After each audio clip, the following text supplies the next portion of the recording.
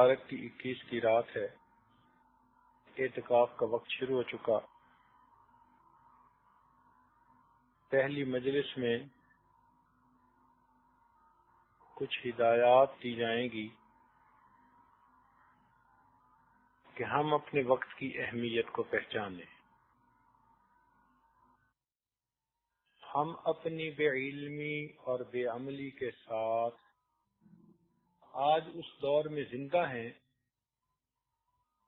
جس دور میں پیدا ہونے سے ہمارے علم اور عمل والے بزرگوں نے اللہ کی پناہ مانگی۔ وہ ہمارے بزرگ، وہ اسلاف جو علم والے تھے اور عمل والے تھے، وہ اس دور میں پیدا ہونے سے اللہ کی پناہ مانگے۔ آج ہم اپنی بے علمی اور بے عملی کے ساتھ اس دور میں زندہ ہیں۔ یہ اللہ رب العزت کا ہم پر بہت بڑا احسان ہے کہ اس نے دنیا کے جھمیلوں سے نکال کر اپنے گھر میں آ کر بیٹھنے کی توفیق عطا کی۔ ذالک فضل اللہ یؤتیہ من یشاء واللہ ذو الفضل العظیم۔ آج کل ہماری حالت اتنی بگڑ چکی کہ معاشرے کے اندر جو اخلاقی اقدار موجود ہونی چاہیے تھی وہ نظر نہیں آتی۔ سچی بات تو یہ ہے کہ درندوں نے انسانوں کو اتنا نقصان نہیں پہنچایا جتنا آج کے انسانوں نے دوسرے انسانوں کو نقصان پہنچایا۔ خواہشات نفسانی کی زنجیروں میں جکڑے ہوئے قیدی، ایک ہجوم اولاد آدم کا جدھر بھی دیکھیے، ایک ہجوم اولاد آدم کا جدھر بھی دیکھیے تو ہر طرف اللہ کے بندوں کا کال۔ یوں دیکھو تو ہر طرف بھیڑ نظر آئے گی، اللہ کے بندے ڈھونڈنے لگو تو کوئی جا کر ملے۔ حضرت مولانا احمد لاہوری رحمۃ اللہ علیہ اپنے درس قرآن میں ایک عجیب واقعہ سنایا کرتے تھے۔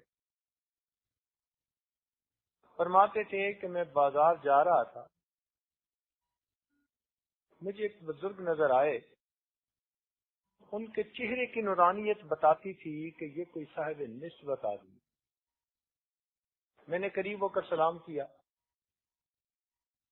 انہوں نے مجھ سے پوچھا، احمد علی انسان کہاں رہتے ہیں؟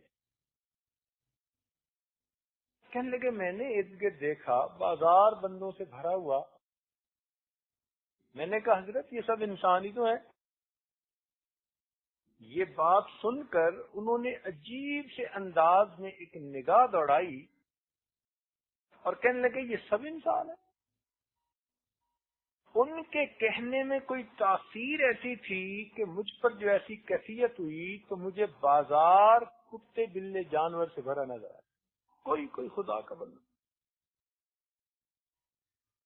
جب میری یہ کیفیت ختم ہوئی، وہ بزرگ تو چلے گئے تھے، تو حضرت یہ واقعہ درس قرآن میں سنا کر فرمایا کرتے تھے، اللہ تو سب کا ایک، اللہ تو سب کا ایک اور اللہ کا کوئی ایک۔ اللہ تو سب کا ایک اور اللہ کا ہزاروں میں نہ ملے گا، لاکھوں میں کوئی دیکھ۔ تو سچی بات تو یہی ہے کہ 100% شریعت پر عمل کرنے والے آج کے دور میں بہت تھوڑے لوگ۔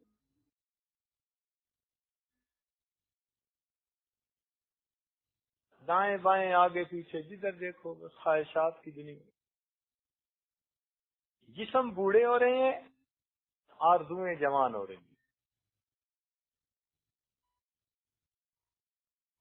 رات دن ہوں محو تن آرائی و تن پروری، یعنی اپنے جسم کو پالنے میں اور جسم کو سنوارنے میں لگا ہوا ہوں۔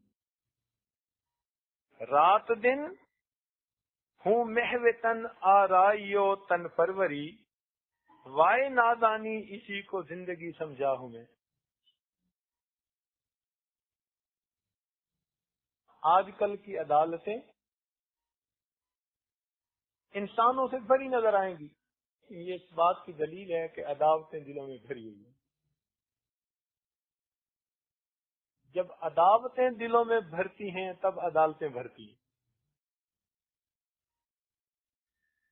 ایسے وقت میں اللہ رب العزت کی یاد کے لیے وقت کا فارغ کر لینا یہ اللہ رب العزت کی بڑی مہربانی، اور اسی میں سکون ہے اور اسی میں دل کا علاج. نگاہ الجھی ہوئی ہے رنگ و بو میں،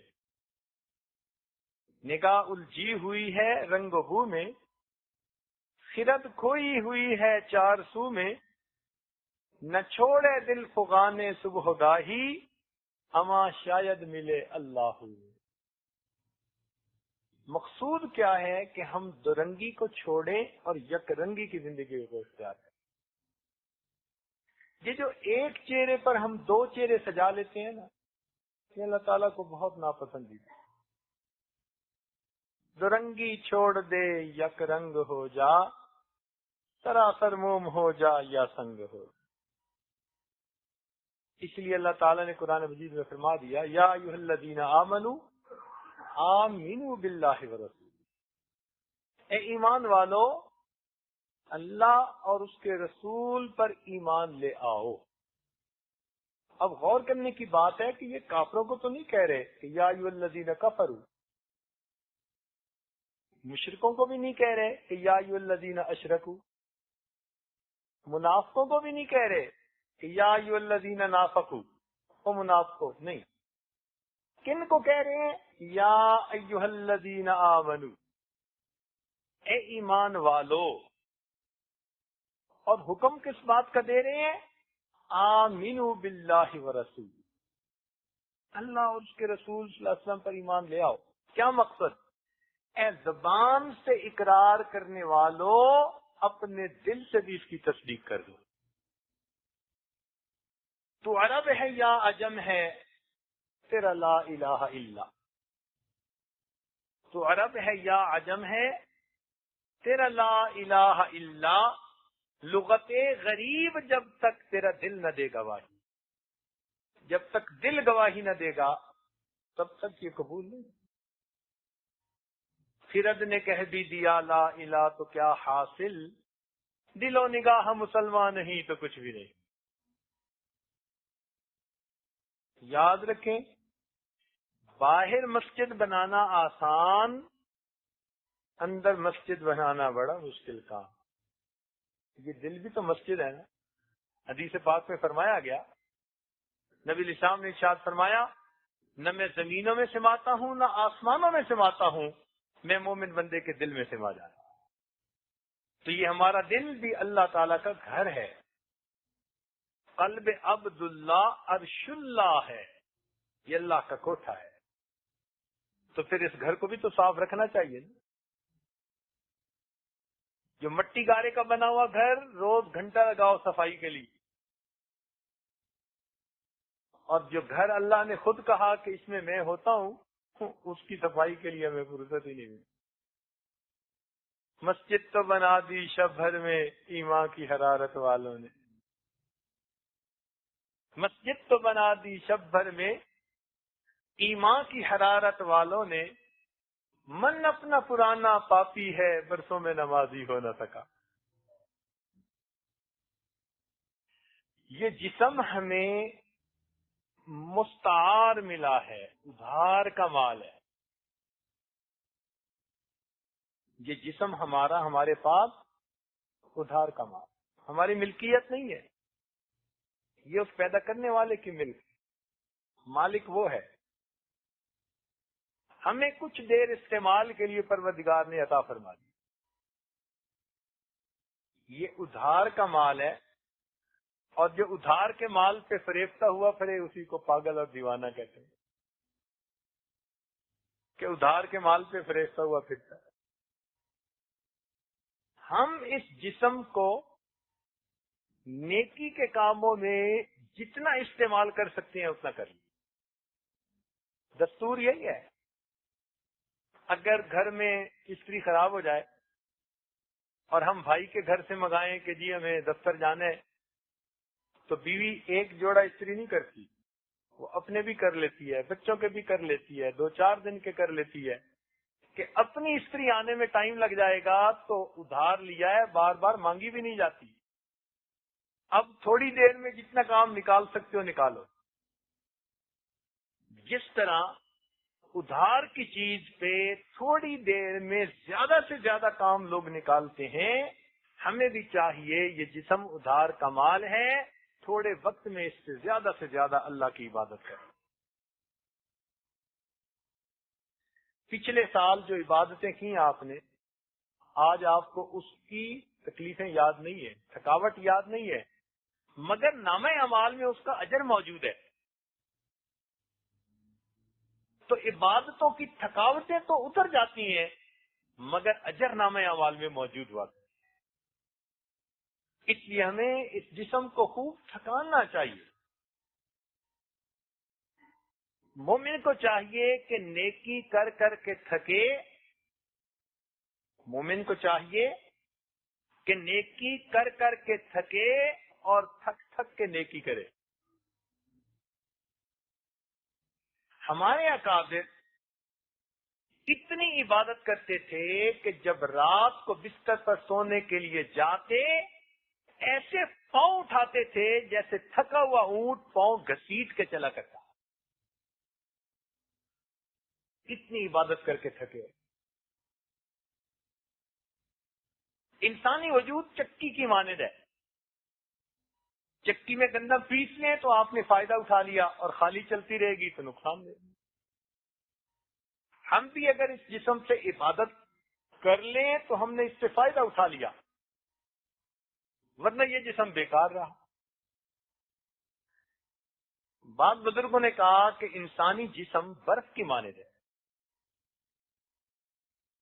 برف کو آپ ٹھنڈا پانی میں ڈال کے ٹھنڈا کر لیں تو برف سے فائدہ اٹھا لیا، اور اگر ایسا نہیں کریں گے تو برف نے تو پگھلنا ہی ہے۔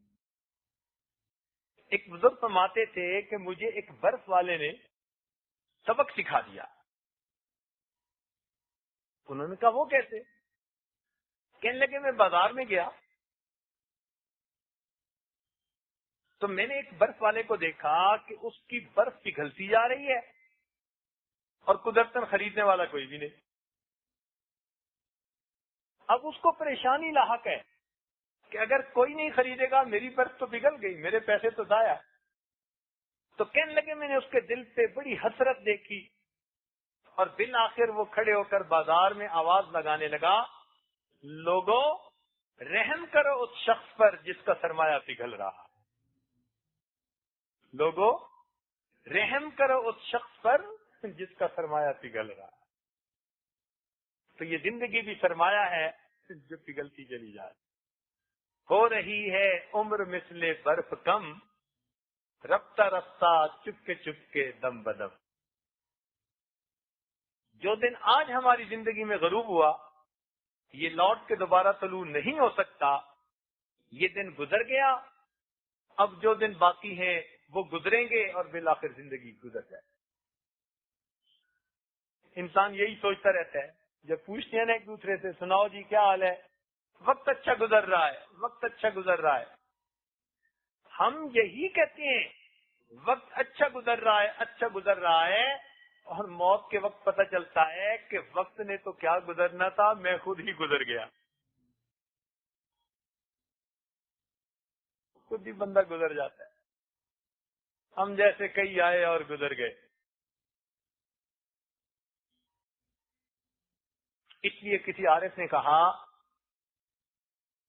کہ بیکار انسان سے تو مردہ زیادہ بہتر ہے، بیکار انسان سے تو مردہ، اس لیے کہ مردہ کم جگہ گھیرتا ہے، بیکار انسان زیادہ جگہ گھیرتا ہے۔ آپ نے دیکھا ہوگا کہ جو پانی کھڑا ہوتا ہے نا اس میں کیڑے پیدا ہو جاتے ہیں، جس طرح کھڑے پانی کے اندر کیڑے جنم لے لیتے ہیں، اسی طرح فارغ ذہن کے اندر مذموم خیالات جنم لے لیتے ہیں۔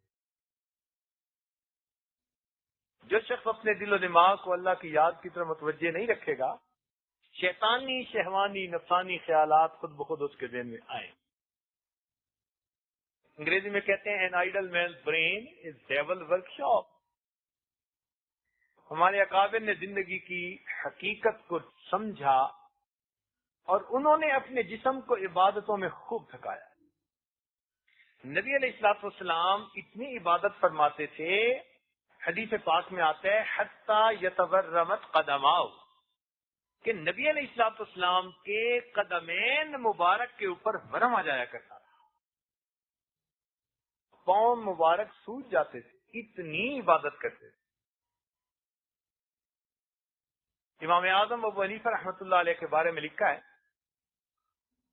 کہ رمضان المبارک میں ایک قرآن پاک دن میں تلاوت کرتے، ایک قرآن پاک رات میں تلاوت کرتے اور 3 قرآن پاک تراویح میں تلاوت کرتے، تو ٹوٹل ان کے 63 قرآن پاک ہو جاتے.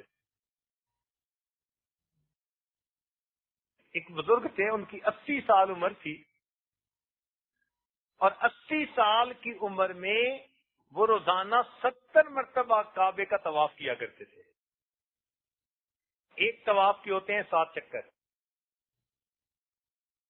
تو 70 طواف کے 490 چکر، اور ہر طواف کی 2 رکعت واجب الطواف، تو 70 ضرب 2 140 تو نفلیں ہی ہو گئی. اب ہم اگر کسی دن 140 نفلیں پڑھیں نا تو پھر آخر پر ہمیں اللہ کی جگہ وہی اللہ نکلے گا. اور یہ ان کا زندگی کا ایک عمل، باقی اعمال اور معمولات اس کے علاوہ ہوا کرتے تھے.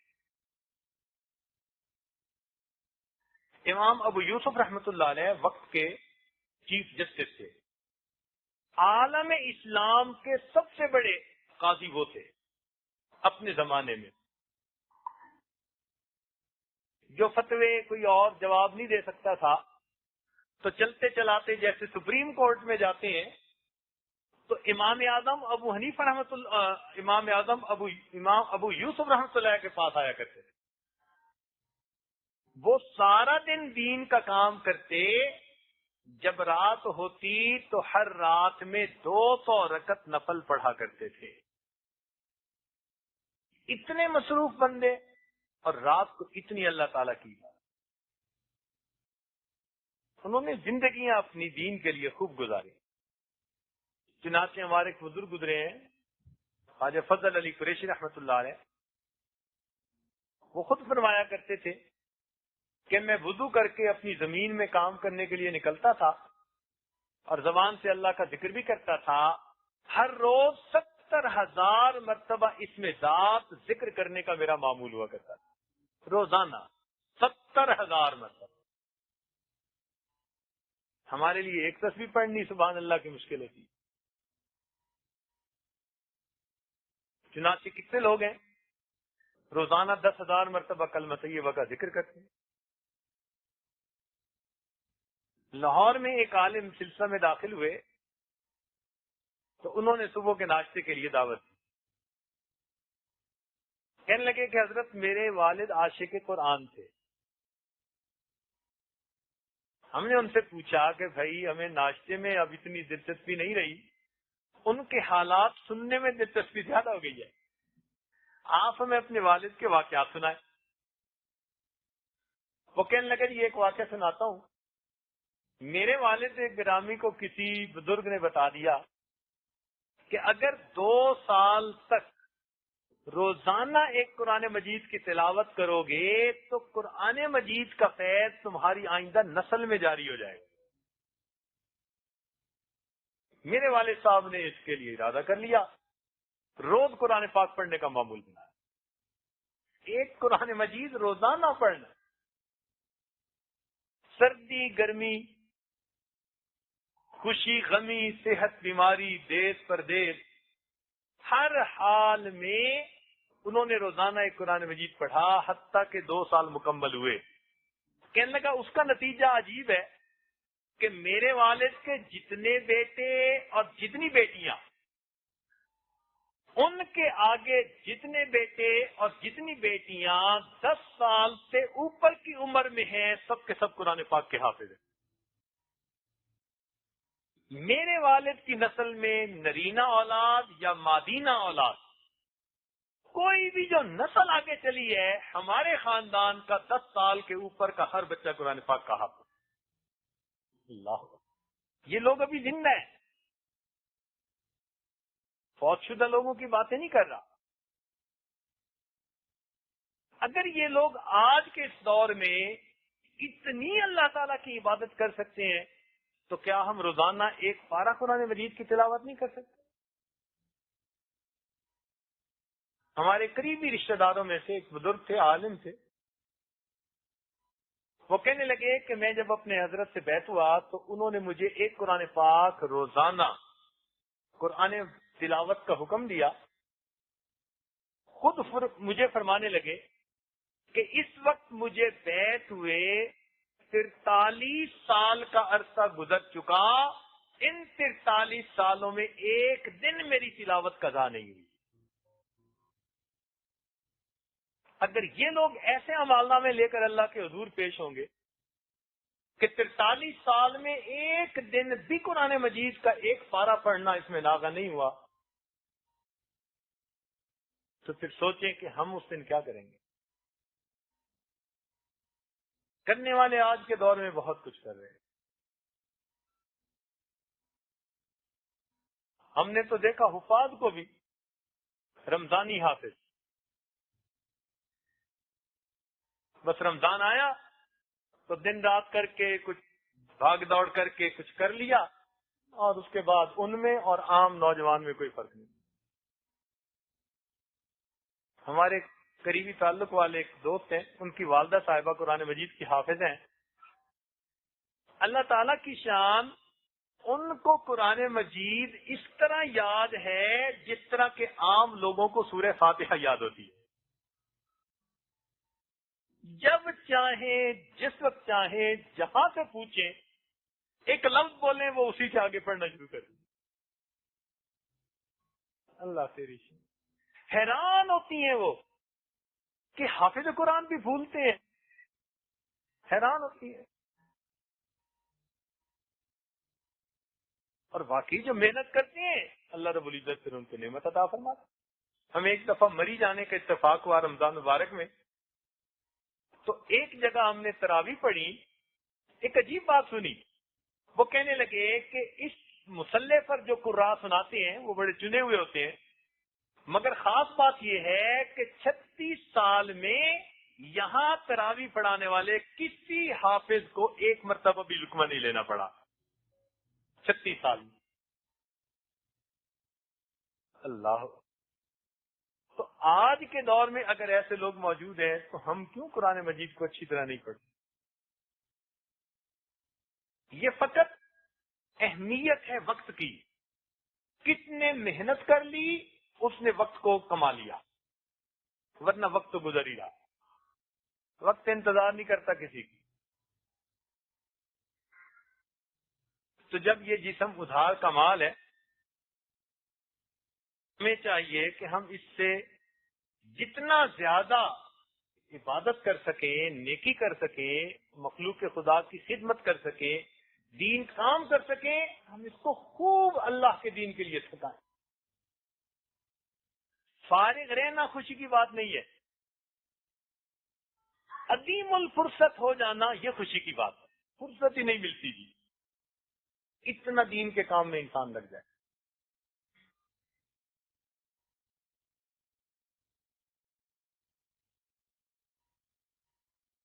ایک صاحب چند دن پہلے ملنے کے لیے آئے، 16 سال سے صائم الدہر تھے، 16 سال سے متواتر روزے کی حالت میں زندگی گزری۔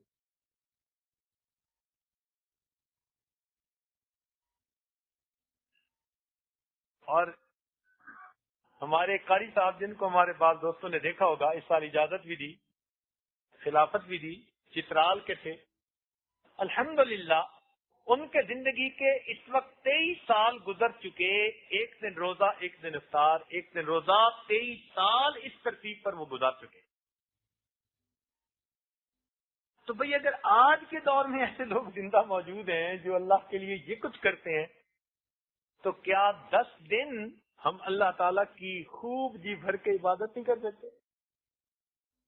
مقصد یہ مثالیں دینے کا اتنا ہی ہے کہ ہم جو نیت لے کے آئے اعتکاف کی، اب یہ 10 دن ہم جی بھر کے اللہ تعالیٰ کی عبادت کریں، خوب اپنے جسم کو تھکائیں. یہ جسم دنیا کے لیے ہزاروں مرتبہ تھکا. ہم نے راتیں دنیا کی خاطر سینکڑوں مرتبہ جاگ کے گزاری. اگر یہ 10 راتیں اللہ کے لیے جاگ کے گزاریں گے اور دن اللہ کی عبادت میں گزاریں گے اور تھکائیں گے تو یہ کون سی بڑی بات ہو جائے. تو اس لیے دل میں ہمت ہو، جذبہ ہو، شوق ہو کہ ہم نے ان 10 دنوں میں خوب جی بھر کے اللہ تعالیٰ کی عبادت کرنی.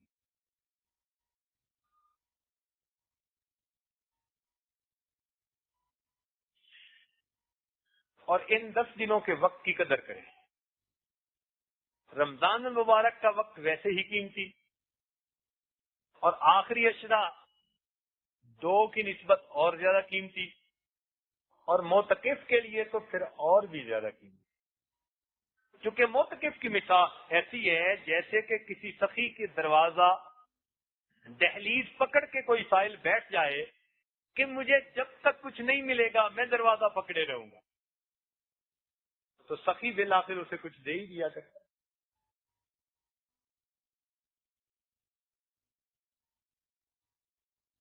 ہمارے مشائخ نے فرمایا الوقت من ذهب وفضہ، وقت جو ہے نا وہ سونے اور چاندی کی ڈلیوں کی مانند ہے. استعمال کر لو تو چاندی بنا لو، اور زیادہ اخلاص کے ساتھ کرو تو سونے کی ڈلی بنے گی، اور اگر استعمال نہیں کرو گی تو مٹی کے ڈھیلے کی مانند گزر جائے. بلکہ بعض بزرگوں نے کہا الوقت سیف قاطع، وقت ایک کاٹنے والی تلوار ہے. امام شافعی رحمۃ اللہ فرماتے تھے کہ مجھے صوفیاء کی 2 باتوں سے بہت فائدہ ہوا. ایک بات تو یہ کہ وقت ایک کاٹنے والی تلوار ہے، اگر تم اسے نہیں کاٹو گے تو وہ تمہیں کاٹ کے رکھ دے گی. اور دوسرا فرمایا کرتے تھے کہ یہ بات مجھے بہت اچھی لگتی ہے کہ اگر تم نفس کو حق میں مشغول نہیں کرو گے تو نفس تمہیں باطل میں مشغول کر دے گا. تو بات تو سچی ہے، ہم نفس کو پالنے میں مشغول ہیں اور نفس ہمیں جہنم میں دھکا دینے میں مشغول ہے.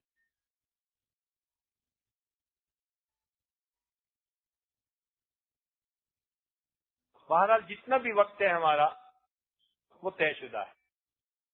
اے شمع تیری عمر طبعی ہے ایک رات، ہنس کے گزار دے یا کہ رو کر گزار. اس ہماری زندگی کے اوقات میں جو یاد الہی میں وقت گزر رہا ہے نا بھائی، یہ تو زندگی ہے اور باقی ساری کی ساری شرمندگی. ایک بڑے میاں سے کسی نے پوچھا کہ بڑے میاں عمر کتنی؟ کہنے لگے 15 سال.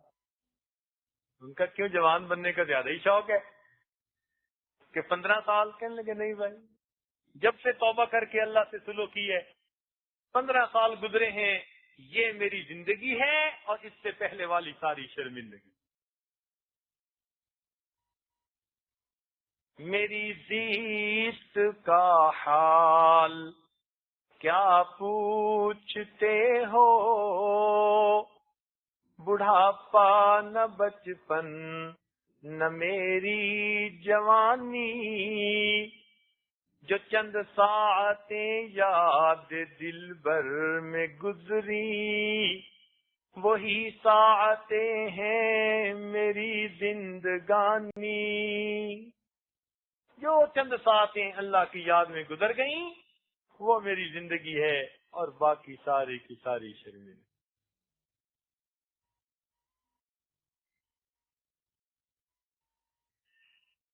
ایک بزرگ گزرے ہیں اویس کرنی رحمت اللہ. قرن ایک قبیلہ تھا، اس کے رہنے والے تھے.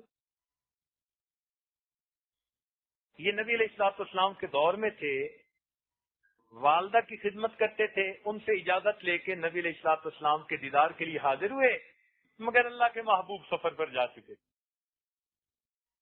تو پیچھے والدہ اکیلی تھی، بیمار تھی، اس لیے ویسے ہی واپس آ گئے۔ جب نبی علیہ السلام تشریف لائے اور آپ کو پتہ چلا تو معتبر کتابوں میں لکھا ہے کہ نبی علیہ السلام نے اپنا جبہ حضرت عمر رضی اللہ عنہ کو دیا اور کہا کہ تم ان کی تلاش کرنا، فلاں فلاں جگہ نشانیاں بتائیں کہ وہاں تمہیں ملیں گے، اور ان کو یہ جبہ میری طرف سے ہدیہ پیش کرنا۔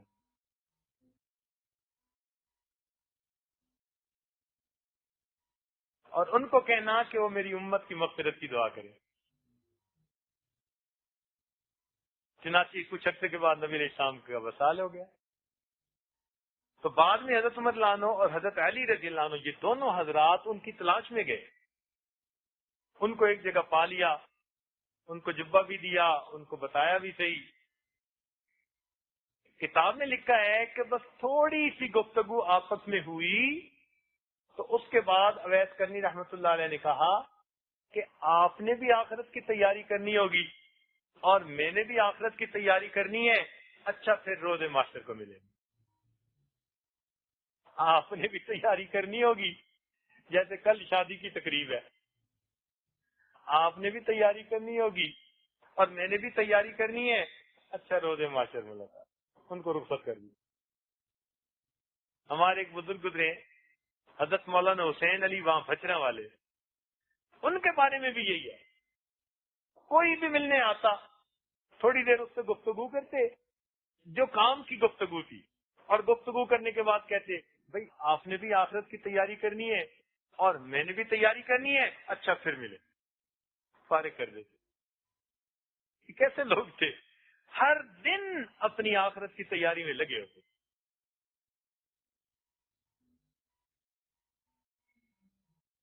چنانچہ ایک آدمی نے رابعہ بصریہ سے دعا کروانی تھی، کسی پریشانی میں پھنسا ہوا تھا۔ وہ کہتے ہیں کہ میں فجر کے بعد گیا ملنے کے لیے تو وہ نفلیں پڑھ رہی، میں نے کہا دور کے بعد صحیح، پھر گیا تو نفلیں پڑھ رہی تھی، میں نے کہا اثر کے بعد صحیح، اثر کے بعد گیا تو تلاوت قرآن کر رہی تھی، تو مغرب کے بعد صحیح، تو پھر نفلیں پڑھ رہی تھی۔ کہنے لگے عشاء کے بعد، میں نے کہا عشاء کے بعد بھی انہوں نے نفل کی نیت باندھی، رکوع ہی نہیں کر رہی تھی، حتیٰ کہ اسی طرح انہوں نے پوری رات گزار دی۔ فجر کا وقت آ گیا تو فجر پڑھی، میں فجر پڑھ کے پھر جلدی گیا، تو کہنے لگے کہ فجر کے اشراق کے نوافل پڑھ کے نا تھوڑی دیر ان کی بیٹھے بیٹھے آنکھ لگ گئی، جب میں وہاں پہنچا تو میرے پاؤں کے آواز سے ان کی آنکھ کھلی، تو وہ ایسے اچانک اٹھ بیٹھی جیسے کوئی بڑا لیٹ ہو جاتا ہے نا بندہ اور جانا ہوتا ہے کہیں، ایسے اٹھ بیٹھی اور دعا مانگنے لگی، اللہم انی اعوذ بک من عین لا تشبع من النوم، اے اللہ میں ایسی آنکھ سے تیری پناہ مانگتی ہوں جو نیند سے بھرتی نہیں ہے۔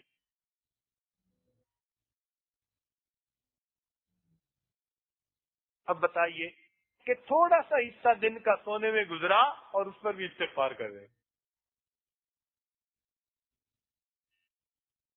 ایک بات بتائیں بھائی، عام طور پر کوئی غم کی بات ہوتی ہے نا،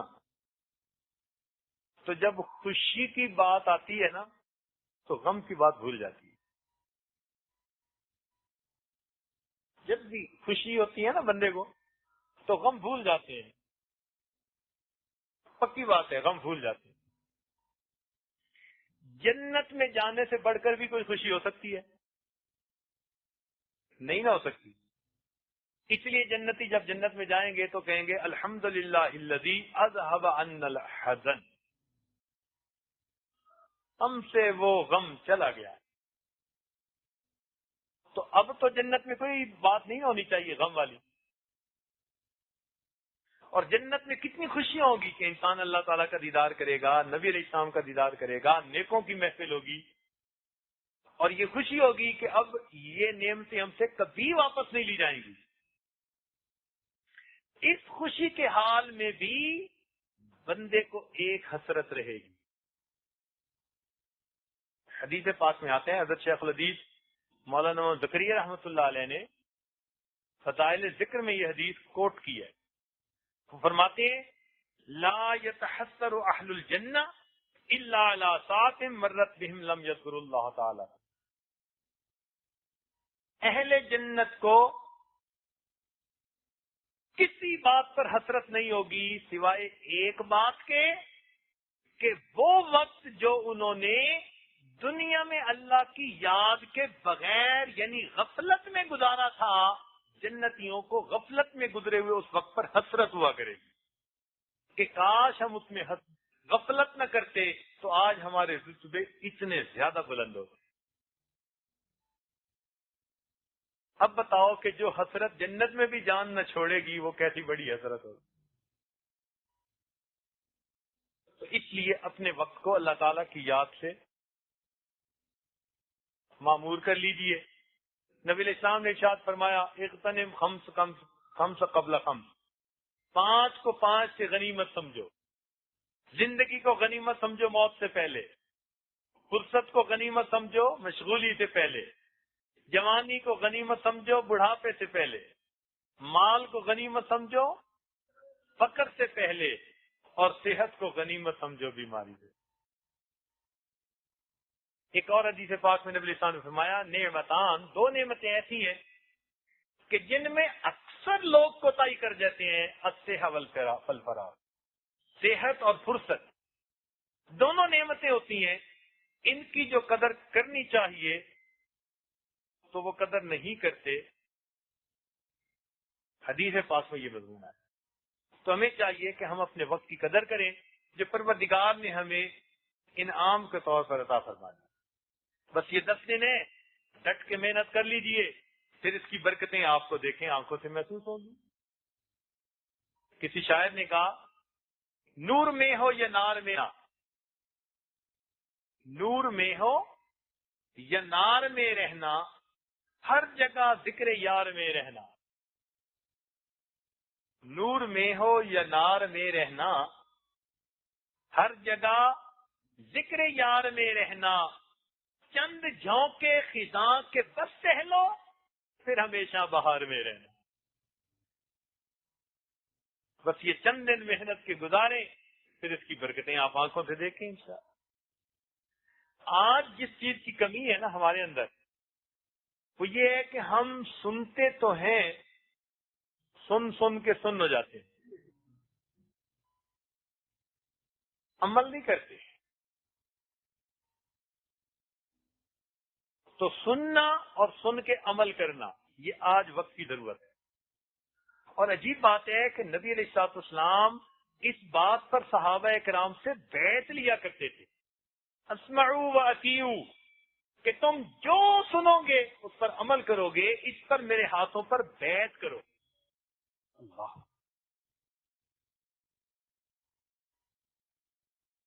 اس لیے جو لوگ سنتے ہیں اور اس پر عمل کرتے ہیں، اللہ تعالیٰ ایسے لوگوں کو پسند فرماتے ہیں. الذین یستمعون القول فیتبعون احسن. تو سننے کی نیت یعنی عمل کی نیت سے بیٹھ کر سنیں گے ہم ان باتوں. ایک جگہ ارشاد فرمایا ان فی ذلک لآیات لقوم یسمعون، اس میں نشانی ہے اس قوم کے لیے جو سنتے ہیں. اور ایک جگہ فرمایا ولو اراد اللہ خیر لاسمعہم، اگر اللہ ان کے ساتھ خیر کا ارادہ کرتا تو ان کو بات سنوا دیتا. اس لیے ہر بندہ بات نہیں سنا کرتا.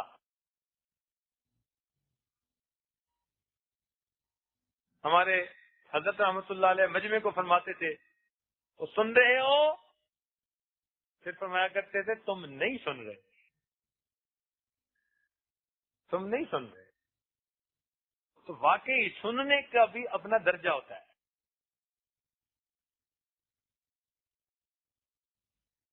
جہنمی جہنم میں جائیں گے نا تو فرشتے ان سے پوچھیں گے کہ تم لوگ کیوں جہنم میں آئے، تمہیں کوئی سمجھانے والا نہیں تھا؟ تو جہنمی آگے سے جواب دیں گے لو کننا نسمع، اے کاش اگر ہم سن لیتے او ناقلو، یا ہمارے اندر عقل کی رتی ہوتی، ما کننا فی اصحاب السعیر، تو ہم دوزخ والوں میں سے نہ ہوتے۔ اس لیے ایمان والے سنتے ہیں اور اپنی عقل سمجھ کے اس کو سوچتے ہیں اور اس کو عملی جامہ پہناتے ہیں۔ آج کل تو انسان اپنے ضمیر کی آواز خود نہیں سنتا۔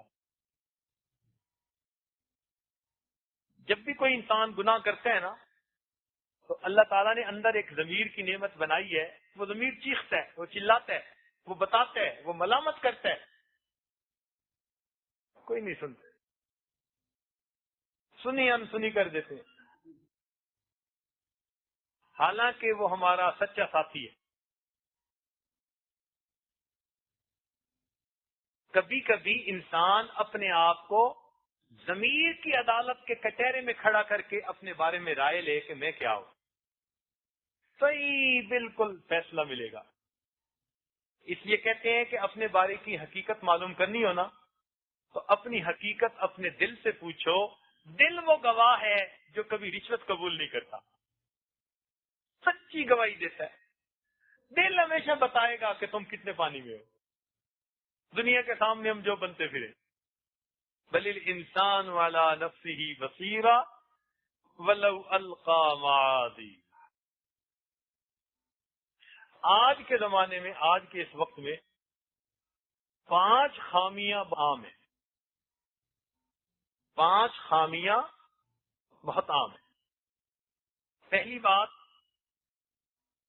کہ ہم علم تو حاصل کر لیتے ہیں، عمل میں اتنی کوشش نہیں کرتے۔ اس لیے جس سے بات کرو وہ کہے گا جی مجھے پتہ ہے۔ بھئی جانتے تو سب ہیں، اللہ تعالیٰ تو دیکھیں گے مانتے کتنا ہے۔ اگر نمٹ علم کے اوپر مغفرت ہونی ہوتی تو شیطان کی تو ہم سے پہلے ہو جاتی۔ اس کے علم میں تو کوئی ہمیں شک نہیں ہے۔ تو نمٹ علم کے اوپر نہیں ہوگی مغفرت۔ جس طرح چراغ جلائے بغیر فائدہ نہیں دیتا، اسی طرح علم عمل کے بغیر فائدہ نہیں دیتا۔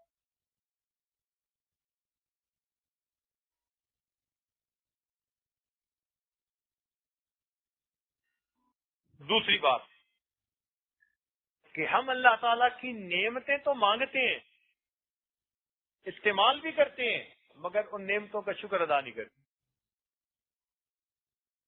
ہمارے اوپر اللہ تعالیٰ کی ان گنت نعمتیں، وَإِن تَعُدُّوا نِعْمَتَ اللَّهِ لَا تُحْصُوهَا، اگر تم اللہ تعالیٰ کی نعمتوں کو گننا چاہو تم شمار بھی نہیں کر سکتے۔ اتنی ان گنت نعمتیں ہیں مگر ہم اللہ تعالیٰ کا شکر ادا نہیں۔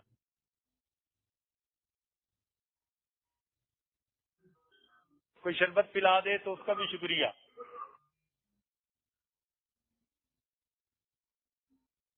اور جو پروردگار دسترخوان پہ اتنی نعمتیں کھلاتا ہے، پیٹ بھر کے اٹھنے کے بعد وہ کھانے کی دعا یاد ہی نہیں رہتی۔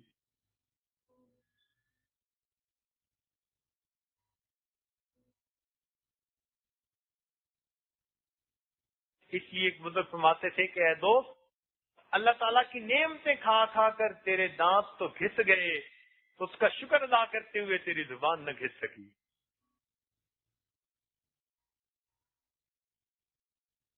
تیسری بات کہ ہم گناہ کر بیٹھتے ہیں مگر استغفار نہیں کرتے۔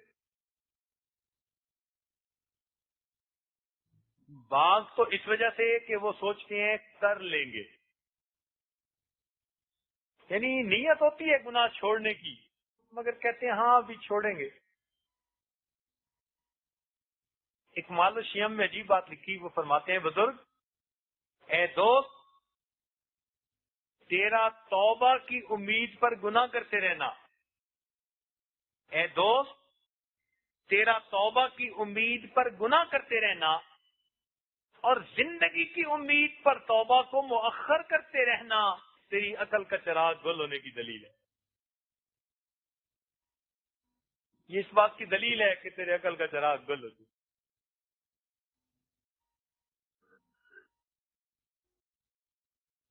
رابعہ بصریہ فرمایا کرتی تھی استغفارنا یحتاج استغفار، کہ ہم لوگ جو استغفار کرتے ہیں اتنی غفلت سے کہ استغفار پر استغفار کرنے کی ضرورت ہے۔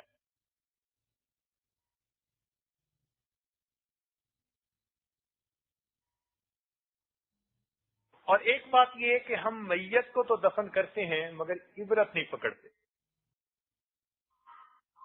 ایک صاحب عجیب واقعہ سنانے لگے، کہنے لگے میرے ہمسائے میں ایک صاحب تھے، ان کی وفات ہو گئی تو ہمیں بھی صدمہ ہوا، تو میں نے اپنے گھر میں بچوں کو بتا دیا کہ بھائی اب گھر میں 1 مہینہ کم از کم ٹی وی آن نہیں ہونا چاہیے، کیونکہ ہمارے سامنے والے پڑوسی ان سے ہمارا اتنا اچھا تعلق ہے، تو ان کو اتنا صدمہ ہوا۔ اور ان کے والد جوان العمر تھے اور اچھا کاروبار تھا، تو میرے گھر کے بیوی بچوں نے میرے ساتھ وعدہ کر لیا کہ ہم 40 دن تک ٹی وی کو آن نہیں کریں۔ کہنے لگے چوتھا دن گزرا تو جس گھر میں وفات ہوئی تھی اس گھر میں ٹی وی کی آواز آ رہی تھی، جس گھر میں وفات ہوئی اس گھر میں چوتھے دن ٹی وی آن ہے اور میں چل رہا ہے۔ اس کا مطلب ہے کہ ان بچوں نے باپ کو دفن تو کیا، عبرت نہیں پکڑی۔ تو ہم میت کو دفن کرتے ہیں، عبرت نہیں پکڑتے کہ ہم نے بھی آنا ہے یہاں۔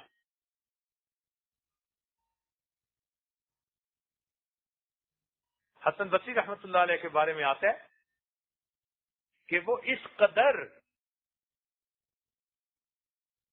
قبرستان جانے کے بعد اس قدر ان پر غم طاری ہوتا تھا کہ کئی مرتبہ جس چارپائی پر مردے کو لے جایا جاتا اس چارپائی پر ان کو لٹا کے واپس لایا کرتے، ایسی حالت ہو جاتی۔ اور یہ بھی کتابوں میں لکھا ہے، علامہ عبد الوہاب شیرانی رحمۃ اللہ نے کتابوں میں لکھا ہے کہ سلف صالحین جب جنازہ لے کے چلتے تھے تو جنازے کے پیچھے ہر بندے کی آنکھ سے آنسو ٹپکتے تھے، باہر والے بندے کے لیے پہچاننا مشکل ہوتا تھا کہ جنازے کا ولی کون ہے۔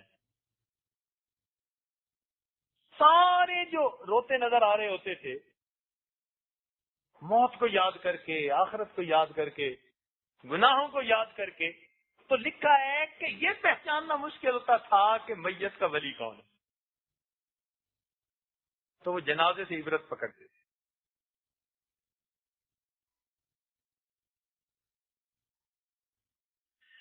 اور پانچویں چیز کہ آج کے دور میں دوست احباب فقراء کی نصیحت تو سنتے ہیں، اس کی پیروی نہیں کرتے، بس سننے تک کی کام رکھتے ہیں اور پھر آپس میں تقابل کرتے ہیں۔ یہ ایک نئی مصیبت کہ فلاں کا بیان ایسا ہوتا ہے اور فلاں کا تو ایسا ہوتا ہے۔ او خدا کے بندے، بجائے اس کے کہ ہم اس میں پڑھیں، ہم یہ کیوں نہیں سوچتے کہ جو ہمیں بتایا گیا ہے اس میں ہمارے لیے عمل کا پیغام کیا ہے؟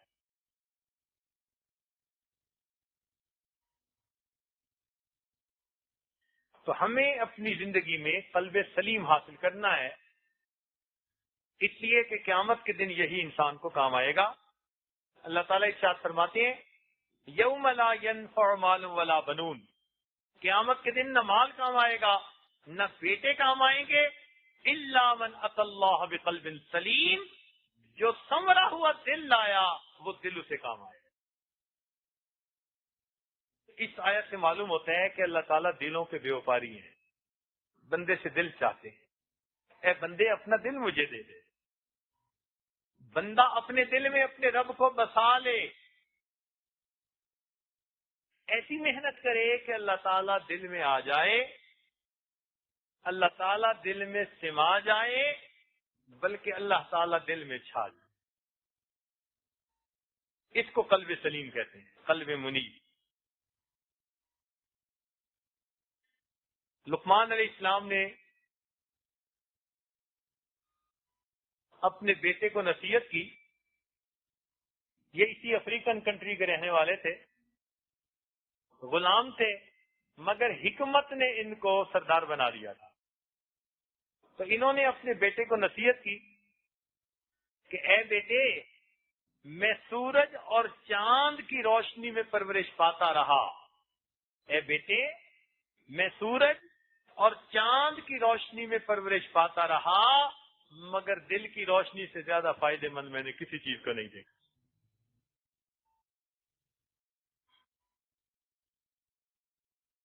تسخیر مہر و ماہ مبارک تمہیں مگر، تسخیر مہر و ماہ مبارک تمہیں مگر، دل میں اگر نہیں تو کہیں روشنی نہیں.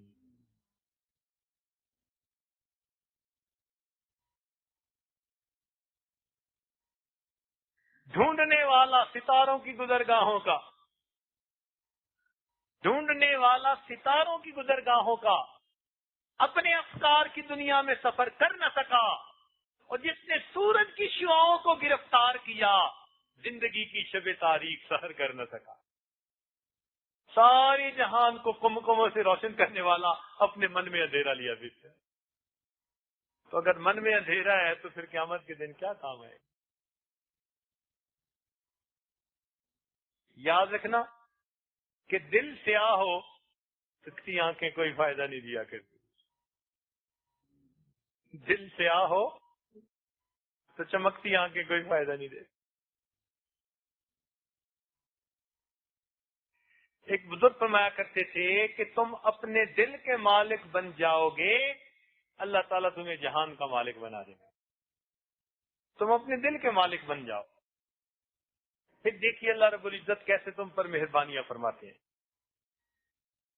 دل گلستان تھا تو ہر شے سے ٹپکتی تھی بہار، یہ بیاباں کیا ہوا عالم بیاباں ہو گیا.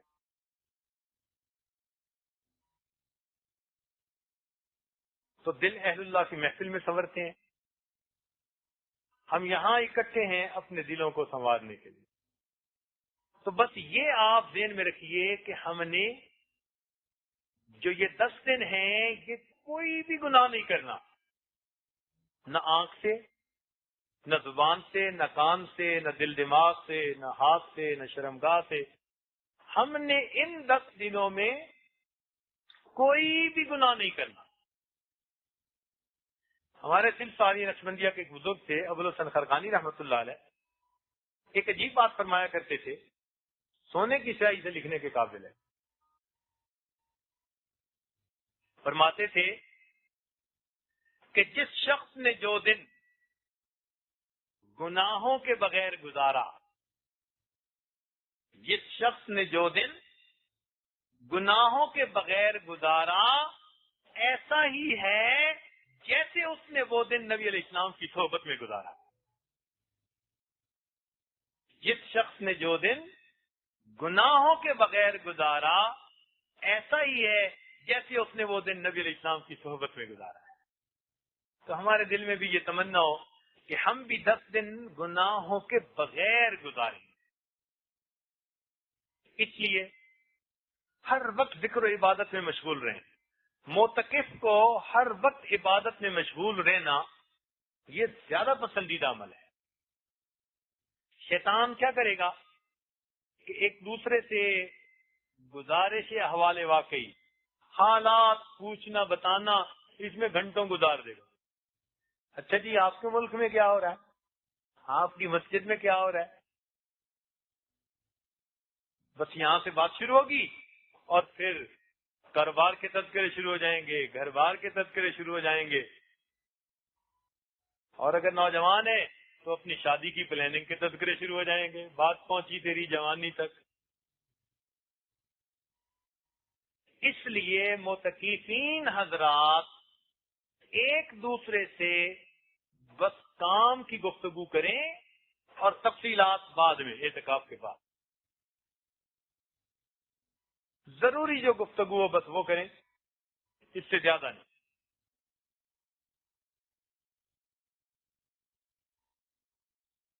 حضرت اکبر ثانی رحمۃ اللہ علیہ کی خانقاہ پر بڑے بڑے علماء آتے تھے اپنی تربیت کے لیے، اور ان کی خوب تربیت ہوتی تھی. حضرت قاری محمد طیب رحمۃ اللہ علیہ نے جب نظام سنبھالا نا دارالعلوم دیوبند کا، تو جوانی بھی تھی اور اللہ نے حسن و جمال بھی خوب دیا تھا اور علم کا کمال بھی خوب دیا تھا. اور لوگوں کے دلوں میں محبت بھی بہت دی تھی. تو انہوں نے حضرت اکبر تھانوی رحمۃ اللہ کو خط لکھا کہ حضرت کبھی کبھی میرے دل میں خود پسندی آ جاتی ہے. خود پسندی کا کیا مطلب؟ اپنے آپ کو پسند کرنا کہ میرے اندر بڑی سی بات ہے. جوانی میں دارالعلوم کا محتمم بھی ہوں. اللہ نے اتنا علم بھی دیا کہ لوگ واز سنتے ہیں تو سر سنتے ہیں. اور خوبصورتی بھی اللہ نے اتنی زیادہ دی. اور مال و منال بھی دیا. عزت بھی دی. ہر بندہ بچتا چلا جا رہا ہے. تو اس وجہ سے نا میرے دل میں کبھی کبھی خود پسندی پیدا ہو جائے. حضرت ثانوی رحمۃ اللہ نے خط لکھا کہ اچھا آپ سب کچھ کسی کے حوالے کر دو اور 1 مہینہ کے لیے یہاں ہمارے پاس آ جائے. تو 1 مہینہ کے لیے فوراً پہنچ گئے تھانہ بھون. تو جب وہاں پہنچے تو حضرت نے فرمایا کہ بس آپ اپنا دن گزاریں جیسے گزارتے ہیں. ایک کام کرنا ہے کہ جو لوگ مسجد میں آتے ہیں نا داخل ہوتے ہیں ان کے جوتے سیدھے کر دینا. اتنی سی ڈیوٹی لگا دی کہ آپ کا کام یہی ہے کہ جوتوں کے پاس بیٹھے رہیں اور جو مسجد میں آئیں جائیں ان کے جوتے سیدھے کرتے. قاری طیب رحمۃ اللہ خود لکھتے ہیں کہ میں نے چند دن جوتے سیدھے کیے میرے اندر سے خود پسندی اور تکبر کا ہمیشہ کے لیے ازالہ ہو. چند دن جوتے سیدھے کیے اپنی اوقات کا پتہ چل گیا.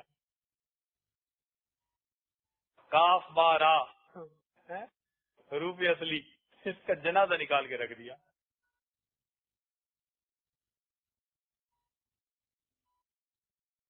تو ایسے ہی ان حضرات کے پاس نسخے تھے کہ وہ تکبر خود پسندی اور ایسی بیماریوں کو جڑ سے اکھاڑ کے پھینک دیتے. چنانچہ ایک دفعہ ان کے پاس اس خانقاہ میں حضرت مفتی محمد شفیع رحمۃ اللہ علیہ بھی پہنچ گئے اور مولانا بنوری رحمۃ اللہ علیہ بھی پہنچ گئے.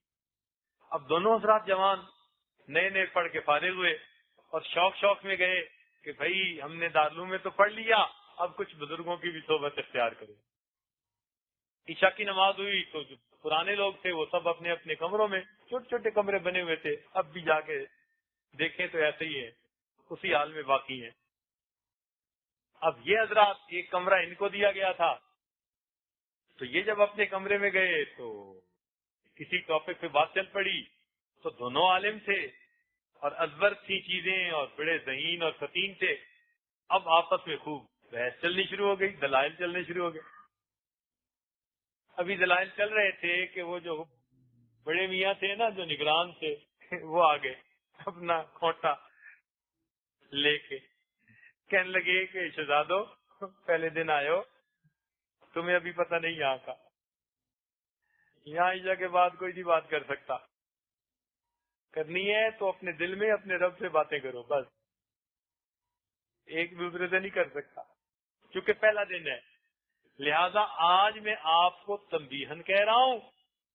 آج کے بعد میں نے پھر آپ دونوں کو بات کرتے دیکھا تو دونوں کے بستر خانقاہ سے اٹھا کے باہر رکھ دیے جائیں گے.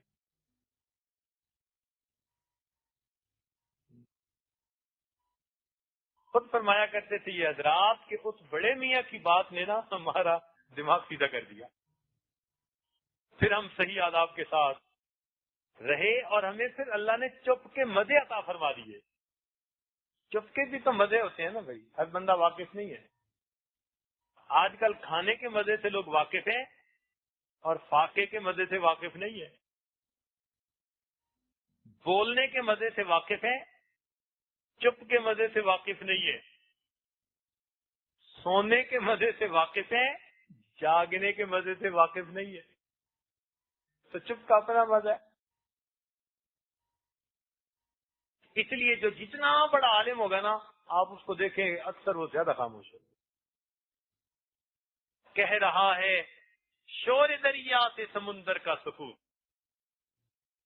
کہہ رہا ہے شور دریا سے سمندر کا سکوت. جتنا جس کا ظرف ہے اتنا ہی وہ خاموش.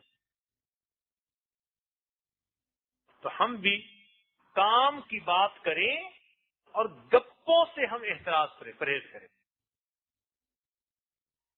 یہ چیز نقصان دیتی ہے.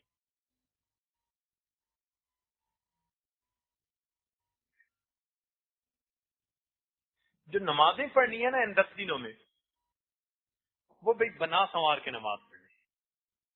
کوشش کریں کہ موقع اللہ تعالیٰ نے دے دیا، وقت دے دیا، اس کو کہتے ہیں تعدیل ارکان کے ساتھ نماز پڑھنا. یعنی رکوع سجود جم کے کرے، تسلی سے.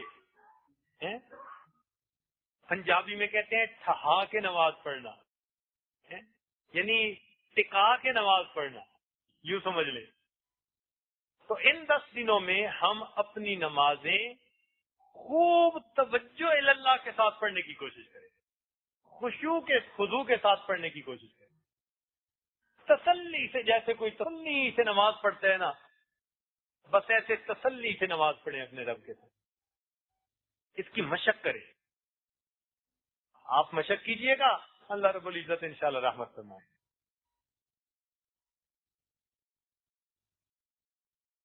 حضرت شاہ اسماعیل شہید رحمۃ اللہ علیہ ایک دفعہ گئے اپنے شیخ سید احمد شہید رحمۃ اللہ علیہ سے ملنے کے لیے.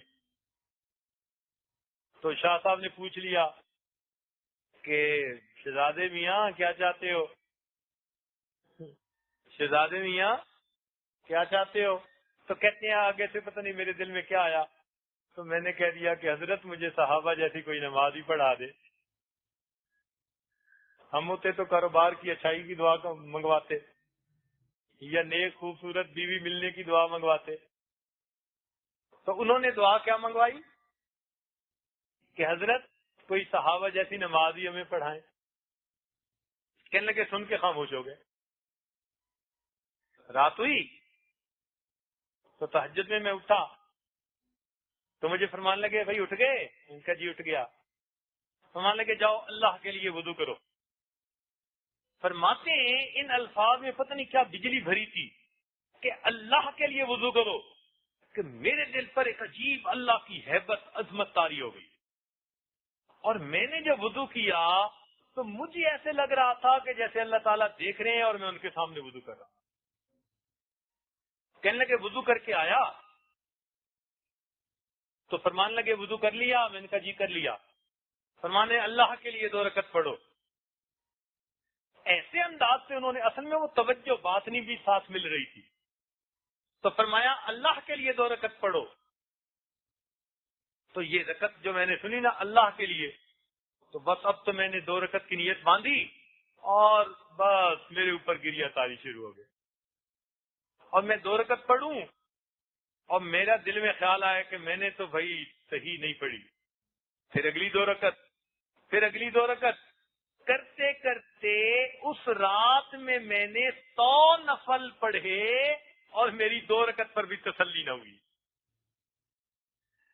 بعد میں پھر شیخ نے بتایا کہ صحابہ ایسی نمازیں پڑھا کرتے کہ اپنی طرف سے ٹکا کے پڑھتے تھے اور پڑھنے کے بعد کہتے تھے ما بدنا کا حق کا عبادتک وما رفنا کا حق کا مال. یہ صحابہ کی نماز.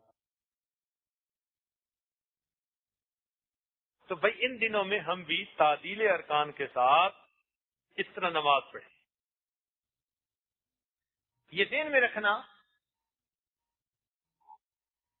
دلوں کے اجتماع کو اللہ کے ہاں قبولیت میں بڑا دخل ہے. اب آپ سنیے کہ ہر روز پوری دنیا میں اپنے اپنے گھروں میں لاکھوں انسان بلکہ کروڑوں مسلمان روزانہ دعا مانگتے ہیں، مگر وہ اپنے اپنے گھروں میں مانگتے ہیں، اللہ تعالیٰ کی طرف سے ان کی قبولیت کا وعدہ کوئی نہیں ہے. اور چند لاکھ مسلمان میدان عرفات میں اکٹھے ہو جاتے ہیں. اب ان کے دل جمع ہو گئے ایک جگہ پہ، تو قبولیت دیکھیں کہ عرفات کے میدان میں حدیث پاک کے مطابق جو مانگتے ہیں اللہ تعالیٰ ان کی دعاؤں کو قبول فرماتے ہیں. جو مانگتے ہیں دعا قبول ہوتی ہے.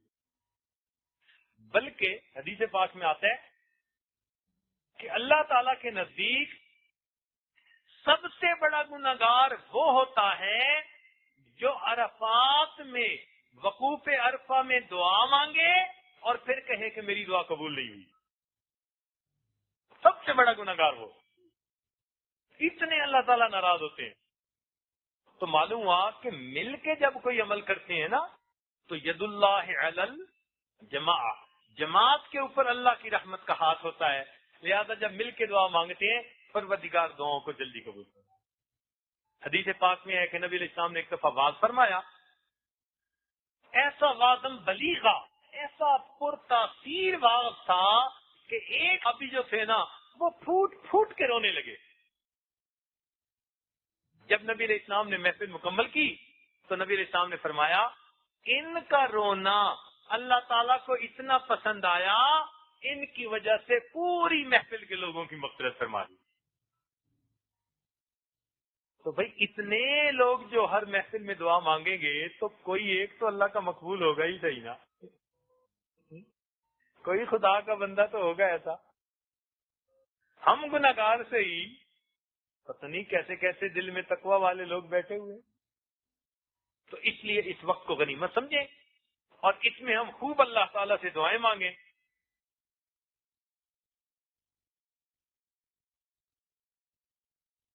ایک اصول یاد رکھ لیں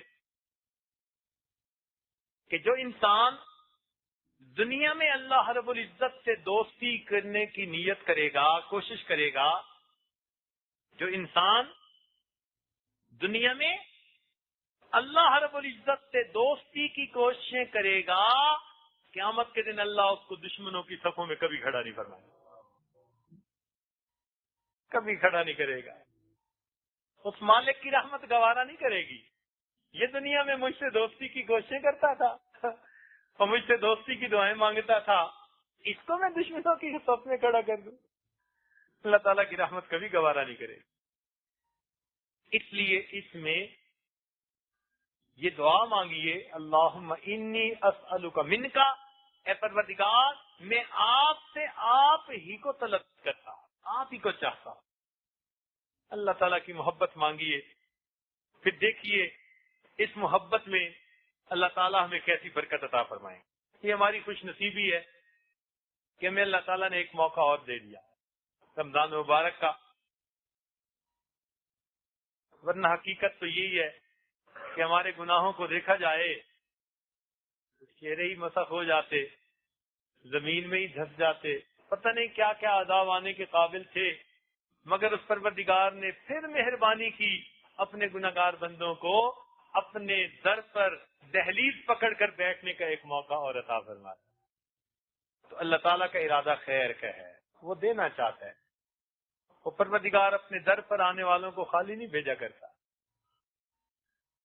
سخی دنیا کا نہیں سننا چاہتا کہ لوگوں کی محفل میں کوئی فقیر کہے تو جی میں نے آپ کے در سے مانگا تھا مجھے ملا نہیں تھا. ارے دنیا کا سخی سننا گوارا نہیں کرتا کہ لوگوں میں بیٹھ کے کوئی فقیر کہے میں اس کے دروازے پر گیا مانگا مجھے نہیں ملا. پروردگار کیسے پسند فرمائیں گے کہ روز محشر کوئی بندہ کہے اللہ میں آپ کے در پر یہ رو رو کے مانگتا تھا مجھے آپ کے در سے نہ ملا. اللہ تعالیٰ کبھی سننا گوارا نہیں کریں گے، جو مانگے گا پروردگار عطا فرما دیں گے، ضرور عطا فرما. اس لیے اللہ تعالیٰ دے کے خوش ہوتے ہیں اور بندہ لے کے خوش ہوتا. تو اس لیے ہم خوب مانگیں اپنے پروردگار سے. ان 10 دنوں میں تہجد کی پابندی کریں، تسبیحات، ذکر، مراقبہ، مجالس، ایک ترتیب دوستوں نے بنا دی ہے اور اس کی فوٹو کاپی کروا دی ہے. اب ہر عمل اس کے مطابق کریں، اجتماعی عمل کا زیادہ خیال رکھیں. یہ نہ ہو کہ لوگ جو ہیں وہ سحری کر رہے ہیں تو ہم نفلیں پڑھ رہے ہیں اور لوگ نفلیں پڑھ رہے ہیں تو ہم سحری والوں کے پیچھے لگے پڑے. جو کام اجتماعی طور پر کر رہے ہیں اس کو فوقیت دیں اور اس کے مطابق چلیں. اسی میں برکت ہوگی، خیر ہوگی. اور مجھے امید ہے کہ انشاءاللہ یہ 10 دن جب آپ یہاں گزاریں گے نا تو 10 دنوں کے بعد اٹھتے ہوئے آپ کو یوں محسوس ہوگا کہ جیسے ہم کسی اور پلینٹ پر چلے گئے تھے اور اس پلینٹ سے اب واپس اپنے گھروں میں دوبارہ آ گئے. انشاءاللہ دلوں کی کیفیت ایسی ہے.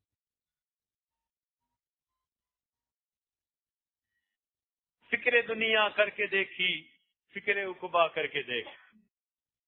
توجہ فرمائیے، فکر دنیا کر کے دیکھی، فکر عقبا کر کے دیکھ، چھوڑ کر اب فکر سارے، ذکر مولا کر کے دیکھ، کون کس کے کام آیا، کون کس کا ہے بنا، سب کو اپنا کر کے دیکھا، اب رب کو اپنا کر کے دیکھ۔